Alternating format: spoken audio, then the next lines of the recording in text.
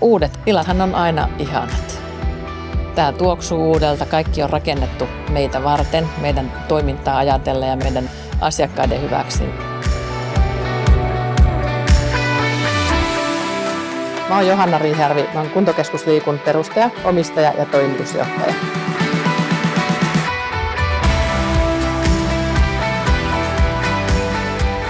Kuntokeskus Liikku on tarkoitettu aktiivisille, itsenäisille suomalaisille, jotka arvostaa korkeaa tasoa ja kohtuullista hintaa. Eli me rakennetaan eri puolille Suomeen tällaisia liikuntapaikkoja, joissa kuntosaliharjoittelu eli lihaskuntoharjoittelulla on se keskeinen rooli. Pystyttiin toteuttamaan tämä Liikun konsepti näissä tiloissa oikein hyvin. Tilat on toimivat. Tällainen tietynlainen väljyys on yksi näistä meidän eduista. Mun mielestä me onnistuttiin tekemään tänne hirveän kiva vapaapainoalue.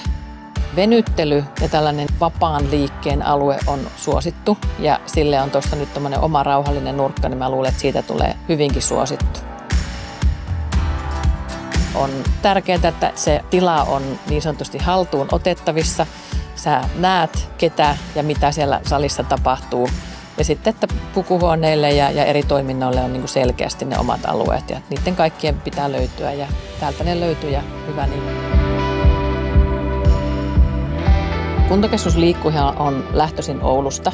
Me perustettiin ensimmäinen kuntokeskus tuonne Vimingantuli Alansintielle vuonna 2010 ja sen jälkeen ollaan avattu 3 lisää, eli Oulu on meidän koti. Ja nyt kun avautui tämmöinen mahdollisuus, että me voidaan avata tänne Toppilansalmeen, on ihan selvää, että tämä sijainti oli se, joka meitä kiehto.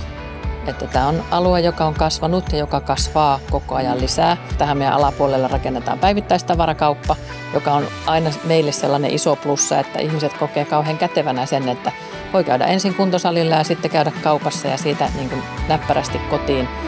Todennäköisesti suuri osa tulee ihan kävelymatkan päästä.